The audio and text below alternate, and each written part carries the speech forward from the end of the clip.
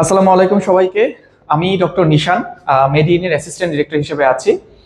আজকে আমি একটা ছোট্ট কেমিস্ট্রি টপিক নিয়ে আসছি, সেটা হচ্ছে যে অ্যাসিডের তীব্রতার ক্রম আমরা এটা কিভাবে বের করব। এই টপিকটা থেকে এইচএসসি তেও কোশ্চেন আসে, তারপর যে কোনো অ্যাডমিশন, সেটা হোক মেডিকেল অ্যাডমিশন, ভার্সিটি অ্যাডমিশন, সব জায়গা থেকে এখান থেকে কোশ্চেন আসে। সো আজকে আমরা চেষ্টা করব যে এই টপিকটার যত কনফিউশন আছে সবগুলো ক্লিয়ার করে ফেলতে। সো টপিকের নাম হচ্ছে অ্যাসিডের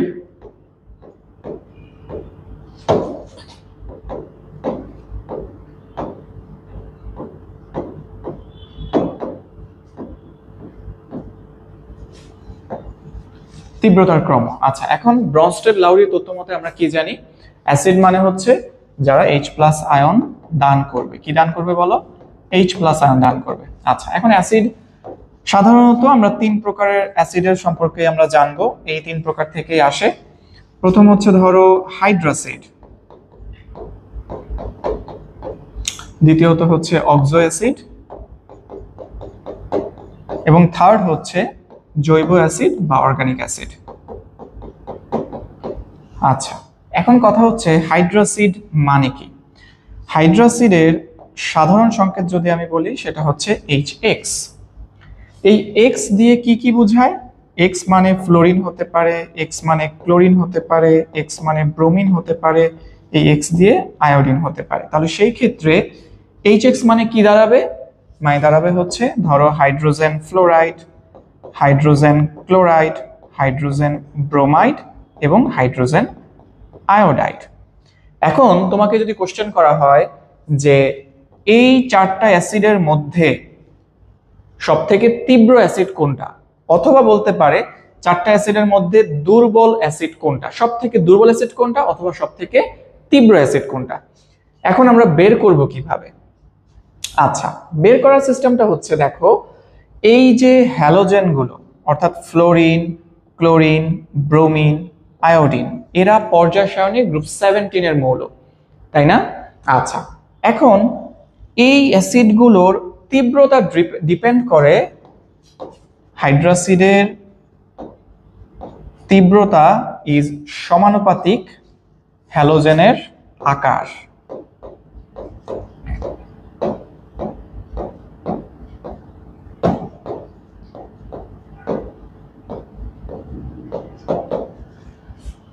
কিসের উপর ডিপেন্ড করবে? হ্যালোজেনের আকারের উপর ডিপেন্ড করবে। এখন তোমরাই বলো যে ফ্লোরিন, ক্লোরিন, ব্রোমিন, আয়োডিন, এই চারটার মধ্যে কোনটার আকার সব থেকে বড়? আমরা জানি পর্যায় সারণীতে একই গ্রুপে যত নিচের দিকে যাওয়া যাবে আকার ততই বড় হতে থাকে। তাহলে ফ্লোরিন, ক্লোরিন, ব্রোমিন, আয়োডিনের মধ্যে কোনটার আকার বড়? আয়োডিনের আকার বড়। তাহলে আয়োডিনের আকার সব থেকে বড়, সব থেকে ছোট হচ্ছে ফ্লোরিনের আকার। তাহলে কোনটা সব থেকে বেশি তীব্র হবে? সব থেকে তীব্র হবে হাইড্রোজেন আয়োডাইড। তাহলে তীব্রতার ক্রমটা কেমন হবে?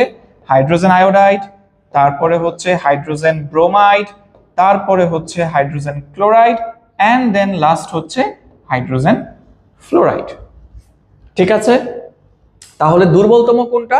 Hydrogen fluoride. সব থেকে শক্তিশালী কোনটা? Hydrogen iodide. ঠিক আছে, তো আশা করছি হাইড্রোসিড নিয়ে তোমরা বুঝতে পেরেছো। এখন চলে আসো আমরা সেকেন্ড টপিক যেটা, সেটা হচ্ছে অক্সো অ্যাসিড। অক্সো অ্যাসিডের তীব্রতার ক্রম আমরা কিভাবে বের করব? আচ্ছা, অক্সো কথাটা কোত্থেকে আসছে? অক্সিজেন থেকে। তার মানে যে যৌগের মধ্যে অক্সিজেন থাকবে মাস্ট, যে অ্যাসিডের মধ্যে, সেই অ্যাসিডগুলোকে বলবো হচ্ছে আমরা অক্সো অ্যাসিড। এমন কিছু অ্যাসিডের নাম বলো, খুবই সহজ। যেমন ধরো সালফিউরিক অ্যাসিড, তারপর হতে পারে ধরো নাইট্রিক অ্যাসিড, তারপরে হতে পারে ফসফরাস অ্যাসিড H3PO3, হতে পারে ফসফরিক অ্যাসিড H3PO4, হতে পারে পারক্লোরিক অ্যাসিড HClO4। এই সবগুলো অ্যাসিড হচ্ছে অক্সো অ্যাসিড। প্রত্যেকটার মধ্যে আমরা দেখব অক্সিজেন আছে, তাই না? অক্সিজেন আছে। এখন কথা হচ্ছে এই অক্সো অ্যাসিডগুলোর তীব্রতার ক্রম ডিপেন্ড করে কিসের উপর? আচ্ছা, অক্সো অ্যাসিডের ক্ষেত্রে মনে রাখবো তীব্রতার ক্রম ডিপেন্ড করে হচ্ছে কেন্দ্রীয় যে মৌলটা থাকবে, কেন্দ্রীয় মৌলের জারণ সংখ্যার উপর। কেন্দ্রীয় মৌলের জারণ সংখ্যা যত বেশি সেই অ্যাসিডটা তত বেশি তীব্র। ঠিক আছে, তাহলে অক্সো অ্যাসিডের ক্ষেত্রে তীব্রতা সমানুপাতিক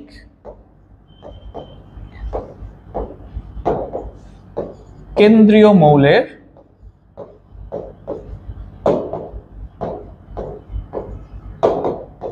জারণ সংখ্যা।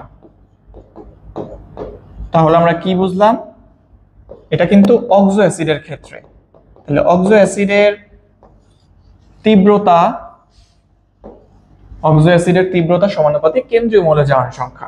তাহলে এখন কথা হচ্ছে কেন্দ্রীয় মৌল কি? কেন্দ্রীয় মৌলটা হচ্ছে আসলে তোমার যেই মৌলটা, এখানে যদি 3টা পরমাণু থাকে সেই ক্ষেত্রে সাধারণত মাঝখানের যে মৌলটা থাকে সেটাই হচ্ছে কেন্দ্রীয় মৌল। তবে যার জারণ সংখ্যা বেশি থাকে বা যোজনী বেশি থাকে বা সংখ্যায় কম থাকে, এটা সাধারণত কেন্দ্রীয় মৌল হয়ে থাকে। এখন কেন্দ্রীয় মৌল জারণ সংখ্যাটা আমরা কিভাবে বের করব? খুবই সহজ। যেটার জারণ মান বের করব এটাকে আমরা ধরবো হচ্ছে এক্স। কি ধরবো বলতো? জারণ মান যেটার বের করব সেটা ধরবো হচ্ছে এক্স। আচ্ছা, এখন হাইড্রোজেন গ্রুপ 1 এর মৌল, হাইড্রোজেনের জারণ মান কত আমরা সবাই জানি। আচ্ছা, আমরা একটা আলাদাভাবে এটা করি। ধরো সালফিউরিক অ্যাসিড H2SO4, তাহলে এটাকে আমরা x ধরলাম। এখন তাহলে হাইড্রোজেনের কত আমরা জানি +1, কয়টা পরমাণু আছে? 2টা, plus x plus oxygen group 16 এর মৌল, তাই না? তাহলে অক্সিজেন যদি তোমার যৌগ গঠন করে তাহলে কি করবে? সর্বস্থ কক্ষপথে 6টা ইলেকট্রন রয়েছে, 2টা ইলেকট্রন সে গ্রহণ করবে, তার মানে -2, কয়টা পরমাণু আছে? 4টা, 4 = 0। তাহলে কি আসবে? 2 + x - 8 = 0। অতএব x ওই পাশে যদি আমরা নিয়ে যাই 8 - 2 = +6। জারণ সংখ্যার ক্ষেত্রে কিন্তু অলওয়েজ প্লাস বা মাইনাস হবে, মাথায় রেখো। তাহলে সালফারের কত আসবে? সালফারে আসবে হচ্ছে এখানে +6। ঠিক আছে, এখন যদি আমরা নাইট্রিক অ্যাসিডের বের করি, ধরো HNO3, সেম কথা। তাহলে ওর আসবে +1 x আর -2 × 3 -6, তাহলে কত আসবে? +5 আসবে। কত আসবে? +5।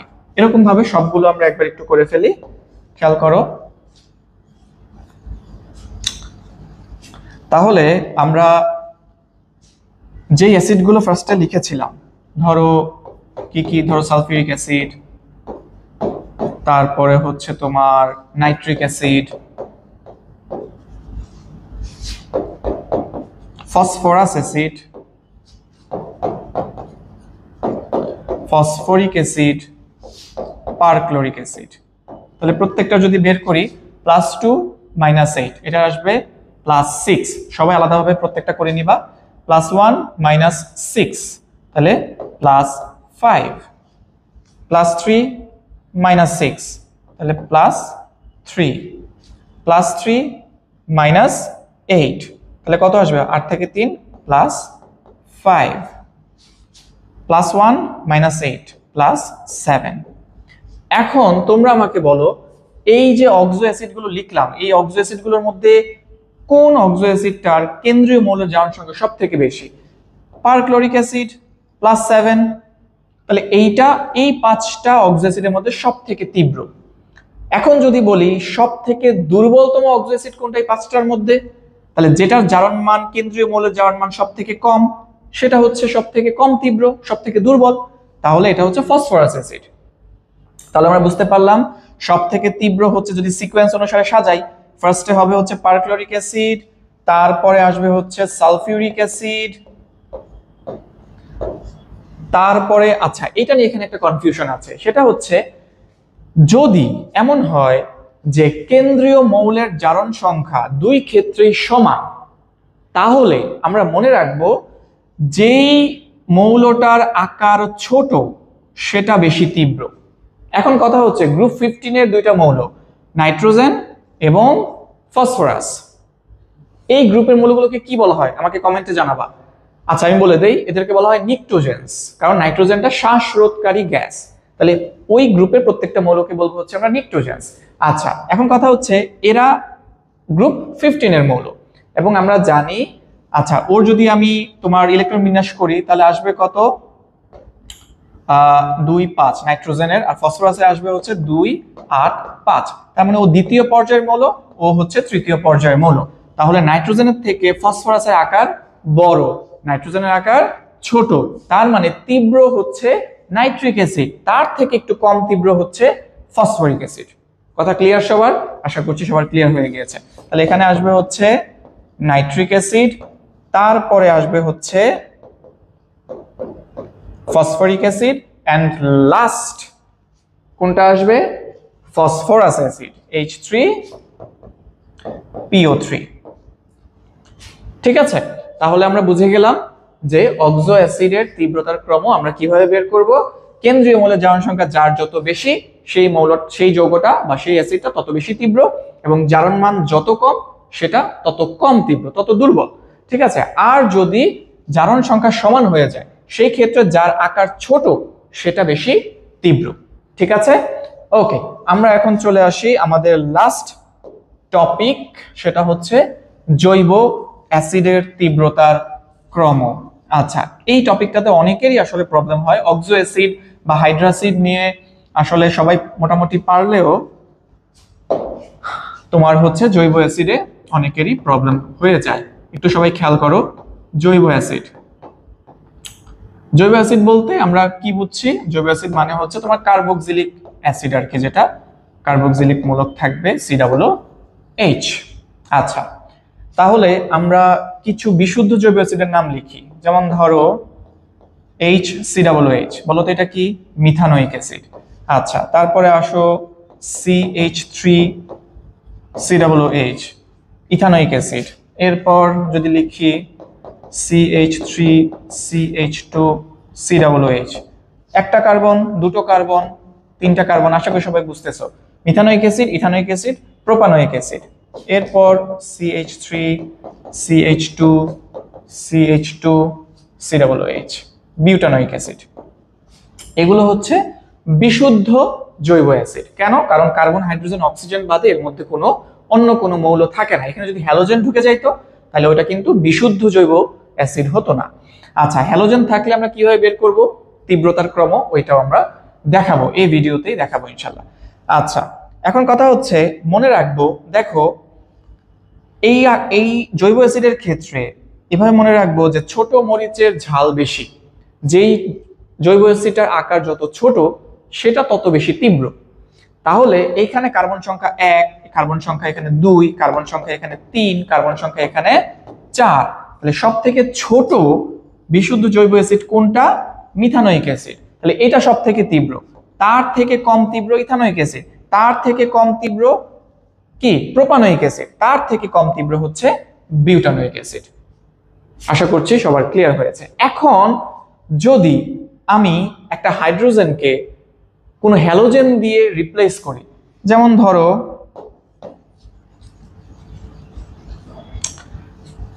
ধরো আমি লিখলাম এটা কি? Ethanoic acid. এখন ধরো লিখলাম হচ্ছে CH2, একটা হাইড্রোজেনকে একটা ক্লোরিন দিয়ে প্রতিস্থাপন করেছি, CH2Cl এরপর ধরো আরেকটা হাইড্রোজেনকে আরেকটা ক্লোরিন দিয়ে প্রতিস্থাপন করলাম, তাহলে CHCl2C এরপর ধরো এই হাইড্রোজেনটাকে প্রতিস্থাপন করলাম, তাহলে CCl3C ঠিক আছে। Ethanoic acid, monochloro ethanoic acid, dichloro ethanoic acid, trichloro ethanoic acid. এর মধ্যে কোনটা বেশি তীব্র? এই ক্ষেত্রে মনে রাখবো, এই ক্ষেত্রে তীব্রতা মনে রাখবো হচ্ছে কার সমানুপাতিক? হ্যালোজেনের সংখ্যা যত বেশি।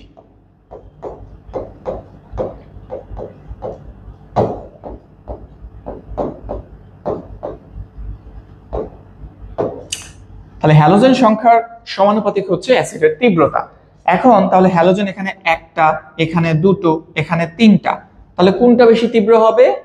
ট্রাইক্লোরো ইথানোয়িক অ্যাসিড সব থেকে তীব্র, তাহলে এইটা হবে 1 নাম্বার। তার থেকে দুর্বল হচ্ছে এইটা, যেহেতু ক্লোরিন সংখ্যা 2টা, এখানে ক্লোরিন সংখ্যা 1টা, এটা আরো দুর্বল, এটা আরো দুর্বল।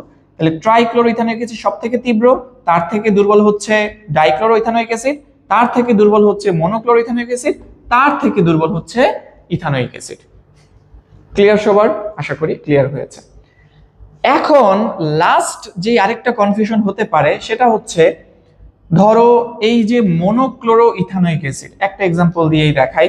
ধরো CH2Cl, একটা ক্লোরিন। এখানে একটা শুধু কি ক্লোরিন থাকতে পারে? ফ্লোরিন থাকতে পারে না, ব্রোমিন থাকতে পারে না, আয়োডিন থাকতে পারে না। আমরা ধরো ফ্লোরিন, তাহলে CH2FCOOH, monofluoro ethanoic acid, monochloro ethanoic acid, monofluoro ethanoic acid. এই দুইটার মধ্যে কোনটা তীব্র, এটা কিভাবে বের করব? এইটা বের করার সিস্টেম হচ্ছে তীব্রতা সমানুপাতিক তড়িৎ ঋণাত্মকতা। তড়িৎ ঋণাত্মকতা সম্পর্কে আমরা ডিটেইলস পড়ব তড়িৎ ঋণাত্মকতা থার্ড চ্যাপ্টারে। আচ্ছা, এখন কথা হচ্ছে এই ক্লোরিন এবং ফ্লোরিনের মধ্যে বলতো কোনটার তড়িৎ ঋণাত্মকতা বেশি? আমরা জানি ফ্লোরিনের তড়িৎ ঋণাত্মকতা হচ্ছে 4, ক্লোরিনের তড়িৎ ঋণাত্মকতা হচ্ছে 3, তারপর ব্রোমিনের হচ্ছে 2.8, আয়োডিনের হচ্ছে 2.5। ঠিক আছে, তাহলে এই জায়গাতে কিন্তু ফ্লোরিনের তড়িৎ ঋণাত্মকতা বেশি ক্লোরিনের থেকে। তাহলে মনে রাখবো এই ক্ষেত্রে এই হ্যালোজেন যেটা, যার তড়িৎ ঋণাত্মকতা বেশি সে বেশি তীব্র। তাহলে এই দুইটার ক্ষেত্রে এই মনোফ্লোরো ইথানোয়িক অ্যাসিডের তীব্রতা মনোক্লোরো ইথানোয়িক অ্যাসিডের থেকে বেশি। ঠিক আছে, তো আশা করছি তোমাদের অ্যাসিডের তীব্রতার ক্রম নিয়ে যত কনফিউশন ছিল, সেটা হতে পারে হাইড্রোসিড, হতে পারে অক্সো অ্যাসিড, হতে পারে জৈব অ্যাসিড, যে কোনো অ্যাসিডের যে কোনো তীব্রতার ক্রম আসুক, কোনটা বেশি তীব্র কোনটা দুর্বল। জৈব অ্যাসিডের মধ্যে কিন্তু 3 ধরনের আমরা পেলাম, তাই না? প্রত্যেকটা ধরনই তোমরা ভালোভাবে দেখে রাখবা, প্র্যাকটিস করবা। আশা করছি কোনো ধরনের কোনো প্রবলেম ইনশাআল্লাহ থাকবে না। So thank you so much, দেখা হবে পরবর্তী কোনো ভিডিওতে। আসসালামু আলাইকুম।